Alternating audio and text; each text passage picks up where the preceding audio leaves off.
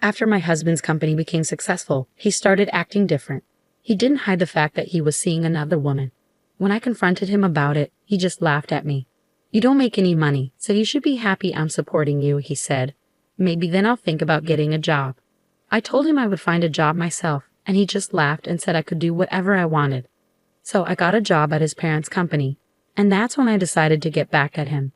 My name is Karen, and I'm 34 years old. My husband Michael is 36 and runs a printing company. We used to work at the same place.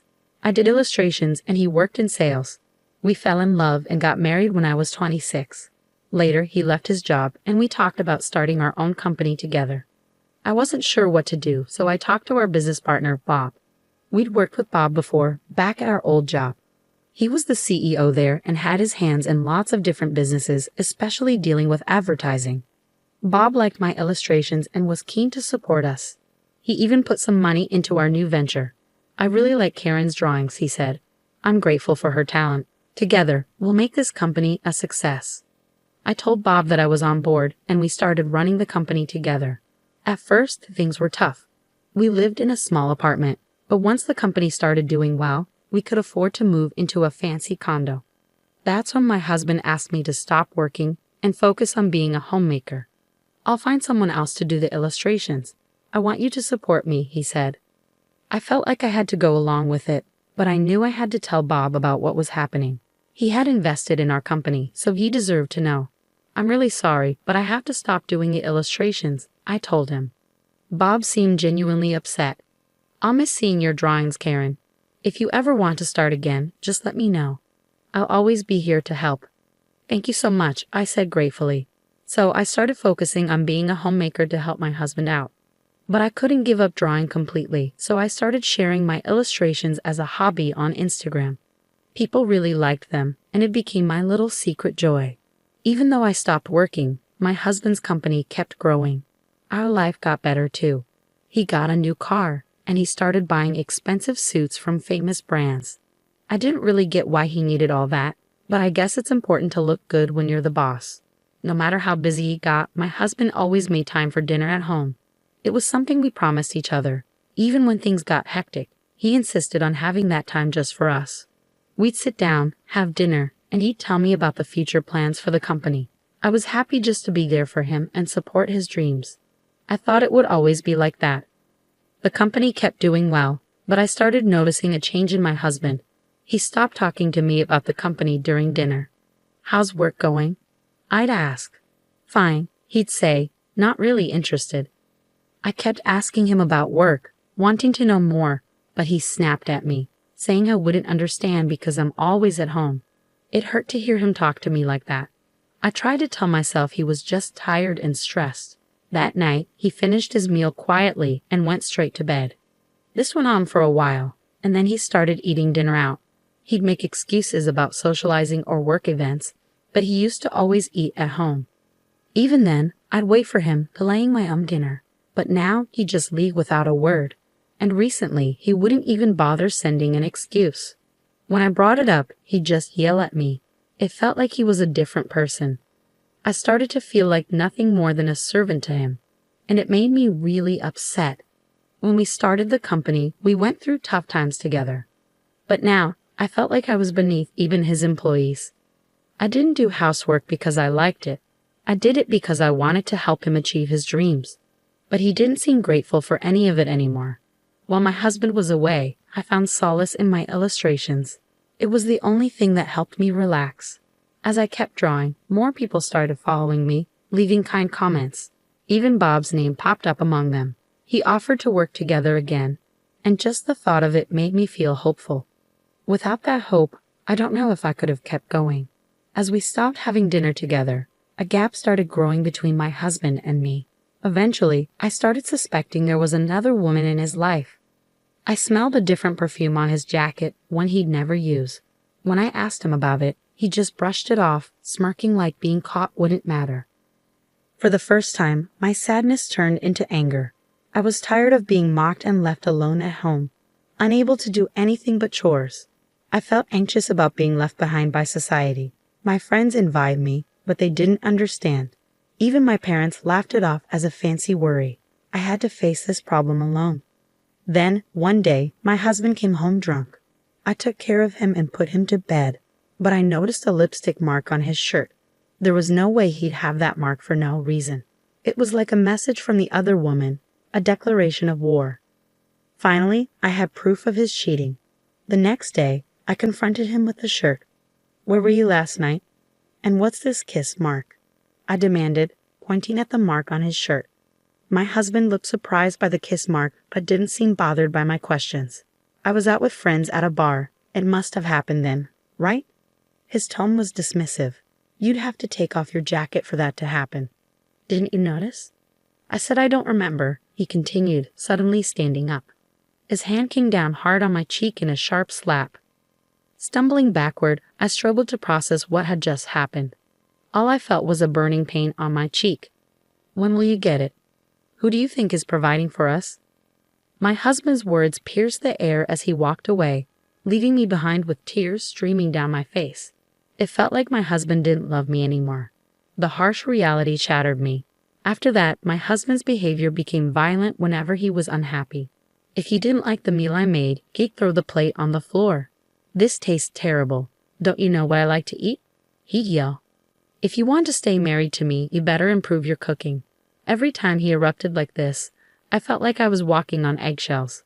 "Wait, I'll make what you like," I begged, but he never listened. "I'll just eat out. Your food will affect my work," he'd say dismissively. I'd chase after him, desperate to fix things. "But you're never home or talk to me. How can I make something you like?" I'd asked, tears filling my eyes. Clearly irritated by my desperation, my husband clicked his tongue. "So do you want a divorce? I'm fine with it. I can manage without you, but you can't manage without me, can you?" he sneered. "You're worthless, not making any money. You're just living off me like a parasite," he spat out, his words cutting deep into my heart. That was the moment something inside me broke. The loving and caring husband I once knew seemed gone. "I'll find a job," I declared, my voice shaking with determination. "What? What are you talking about?" My husband laughed, his tone dripping with scorn. "Who would hire someone as useless as you?" I gritted my teeth, trying to contain my anger. I couldn't let myself lose control and end up facing more abuse. Since I couldn't fight back physically, I had to find another way to stand up for myself. "Fine, do whatever you want," my husband sneered. "But don't forget about your house chores with your measly income. I won't tolerate neglect." As soon as he left, I sprang into action. I hired a detective to gather evidence of my husband's affair. It didn't take long before I had plenty of photos showing him with other women, drinking, and going into hotels together. 1 week after gathering the evidence, I went to a fancy restaurant on the top floor of a hotel. I wore my best clothes, but I couldn't shake the feeling of being out of place among the wealthy clientele. Bob was already at the table when I arrived. "I'm sorry for being late," I said nervously. "Don't worry at all, Karen. I've been looking forward to our meeting," Bob said warmly, motioning for me to sit. "Waiting for you was no trouble at all." Bob had been a big help when my husband and I started our own business. Now, he was the president of my husband's parent company. "Thank you for supporting us when we went independent," I said gratefully.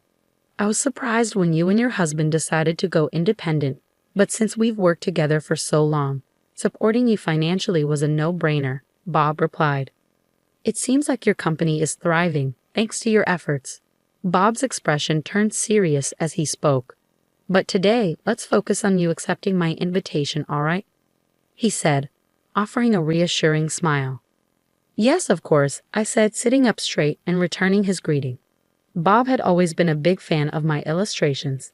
He backed us financially when we decided to go independent because he believed in what I could do. He was also the one person who encouraged me not to give up my career to become a homemaker. We lost touch for a while, but he found me on social media and reached out, I explained. We started talking again through email and text messages. "But you always understood my illustrations so well, didn't you?" I asked, hoping to confirm our shared understanding. "I've always been a fan of your work, and I'm really happy you didn't give up on illustrating," Bob replied warmly. "But I never expected you to accept my offer to join my team." Bob had offered me a job as an illustrator before, but I turned him down because of my household responsibilities. Still, he kept reaching out to me, and it was only a week ago that I finally agreed to join him. In a conversation with my husband, Bob seemed hesitant at first, but then he looked me straight in the eyes. I hate to say this, but Michael's company has a pretty bad reputation. What? Really? I was shocked. Everything my husband told me about his job seemed positive, so this news from Bob caught me off guard. I've been working with him for a long time, but ever since the business started growing, the quality of work has gone down. Bob explained. Deadlines are missed, mistakes happen, and he doesn't seem to take responsibility for it. Is this reputation widely known? Well, with his company growing so fast, it's bound to attract attention. But now, it's the wrong kind of attention. There are even rumors about him getting involved with a shady group, Bob said, his tone serious. I had no idea, I admitted, realizing how little I actually knew about my husband's business. Trying to change the subject, Bob said cheerfully, Anyway, you'll be creating illustrations for us now. No need to outsource anymore. It's a big win for our company. I really appreciate you being flexible and understanding about my family situation, I said, feeling grateful. It's okay. We don't believe in overworking our employees anyway, Bob said with a reassuring smile. And so I started my job with Bob. My role was solely focused on creating illustrations, so I didn't need to go into the office. Bob allowed me to work from home, which meant I could balance my work with my household responsibilities. Drawing, something I truly loved, brought me so much joy. It had started as a hobby, but now I was thrilled to be working on commissions. As I was working one day, I heard the door slam loudly. When I went to investigate, I found my husband standing there, his eyes filled with rage. You traitor, he suddenly spat out. I was caught off guard by my husband's sudden outburst. To think my own wife would steal my job. That's when it hit me. The reason for his anger became clear. Since I started working with Bob, I began getting contracts with other companies. Thanks to Bob's recommendations, I managed to secure deals smoothly, and most of these companies were partners with my husband's business. This was my way of getting back at him. It must have been frustrating for him to have jobs taken away by the very person he underestimated. You don't have any right to say anything to me. I've just been doing my job, and you gave me permission, I said calmly, meeting his rage with determination. My husband's anger burned in his eyes, but I didn't back down. Go ahead. Hit me if you want. I'll call the police, I declared firmly. The police? My husband's anger seemed to lessen a bit at the mention of law enforcement. My company is failing because of you. What are you trying to do? He shouted, desperation edging into his voice. It's not my fault, I replied calmly. I retrieved the divorce papers and handed them to him. We're not husband and wife anymore. Don't be absurd. You're divorcing me because my company is failing. You're just after my money, he accused, his words dripping with bitterness. I could have divorced you at any time, but I thought now was the right time. I have a lot of work now, and I'm making money, I retorted, showing him the evidence of his affair. My husband, hearing everything, fell to his knees and begged, Please, please. The company is in trouble. I can't handle compensation or a divorce on top of everything. Please support me. Everyone else has abandoned me as soon as they found out the company was struggling. You're the only one who hasn't. I didn't listen to his desperate plea. I left the house with only my work tools and a change of clothes. The next time I returned was to pick up my belongings after the divorce was finalized.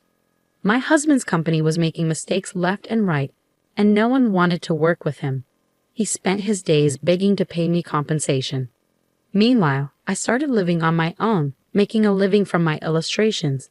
I became quite wealthy, but I never forgot my integrity, using my ex-husband's actions as a lesson in what not to do.